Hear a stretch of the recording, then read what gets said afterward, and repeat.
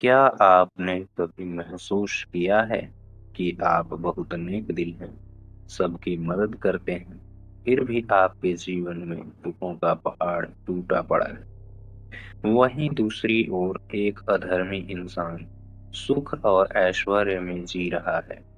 क्या महादेव के न्याय में देरी है या इसके पीछे कोई गहरा रहस्य छिपा है? आज की यह कहानी आपके जीवन की हर उलझन को सुलझा देगी। भगवान शिव और एक गरीब लकड़हारे का यह संवाद आपको यह समझने पर मजबूर कर देगा कि ईश्वर जो करता है वह क्यों करता है। एक समय की बात है। एक छोटे से गांव में रामू नाम का एक लकड़हारा रहता था। वह अत्यंत निर्धन था, लेकिन शिव की परम भक्त था। वह रोज भोर में उठता, महादेव का नाम लेता और सूखी लकड़ियां काटने जंगल चला जाता। जो थोड़ा बहुत मिलता उसी में अपना और अपने परिवार का पेट पालता। उसी गांव में एक सेठ धनी राम रहता था, जो बहुत ही लालची और अधर्मी था।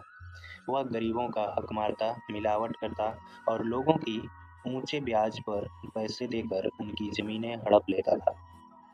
लेकिन ताज्जुब की बात यह थी कि उसके पास अपार धन दौलत थी और वह ऐशो आराम की जिंदगी जी रहा था। एक शाम भारी बारिश के कारण रामू को कोई लकड़ी नहीं मिली और वह खाली हाथ घर लौट रहा था।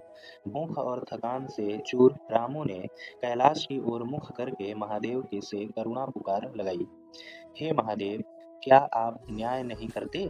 मैं दिन रात आपका नाम लेता हूँ, कभी किसी का बुरा नहीं चाहा, फिर भी आज मेरे बच्चे भूखे सोएंगे। और वह सेठ जो रोज अधर्म करता है, वह सोने के महल में 56 भोग खा रहा है। क्या आपकी भक्ति का फल केवल गरीब और आंसू है? प्रभु, आज मुझे इस भेदभाव का उत्तर चाहिए। रामू की यह सच्ची और दर्द भरी पुकार सुनकर माता पार्वती द्रवित हो गईं। उन्होंने महादेव से कहा, स्वामी, देखिए आपका यह अनन्य भक्त कितना दुखी है। क्या आप इसके प्रारब्ध को बदल नहीं सकते?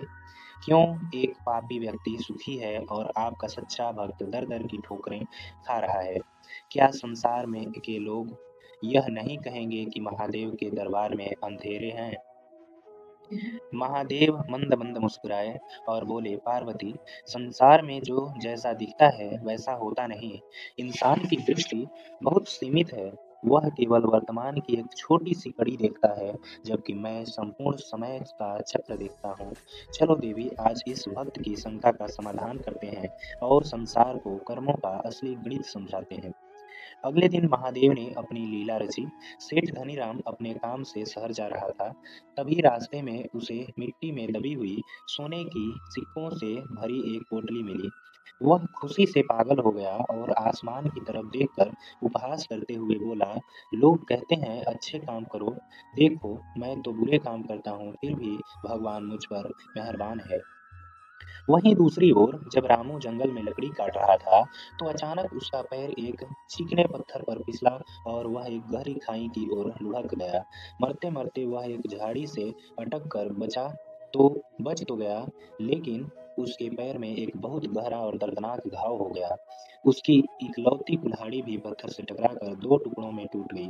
रामू फूट फूट कर रोने लगा, हे भोलेनाथ, आज तो रोटी का सहारा भी छीन लिया, अब मैं काम कैसे करूँगा?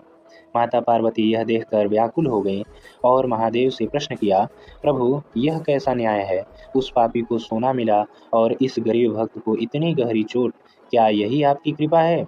तब महादेव ने अपनी समाधि खोली और एक दिव्य रहस्य प्रकट किया। उन्होंने कहा, देवी, अब ध्यान से देखो, सेठ धनीराम के भाग्य में आज राजयोग लिखा था। उसके पूर्व जन्म के पुण्य इतने प्रबल थे कि आज उसे एक पूरा साम्राज्य या बहुत बड़ा खजाना मिलने वाला था। लेकिन इस जन्म में उसके द्वारा किए गए घोर पापों और अधर्म के कारण उसका वह बड़ा बड़ा राजयोग सिमट कर केवल एक छोटी सी सोने की पोटली रह गया। आज उसने अपने जीवन के सारे संचित पुण्य खो दिए हैं और अब रामू को देखो। रामू के भाग्य में आज मृत्यु लिखी थी।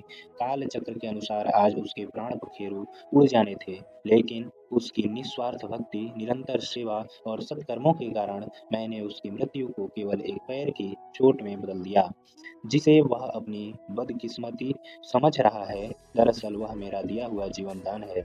उसकी कुल्हाड़ी टूटी ताकि वह और आगे न जाए, जहाँ एक जहरीला सांप उसका इंतजार कर रहा था।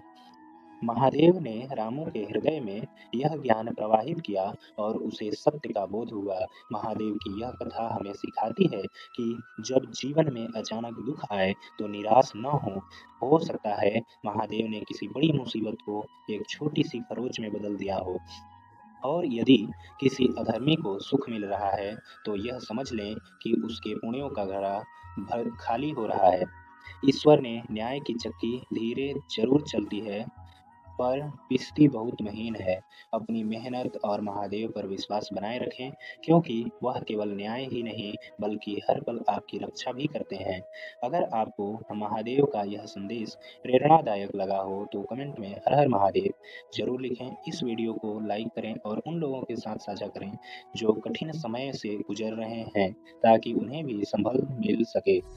ऐसी ही और दिव्य कहानियों के लिए हमारे चैनल को सब्सक्राइब करें। धन्यवाद।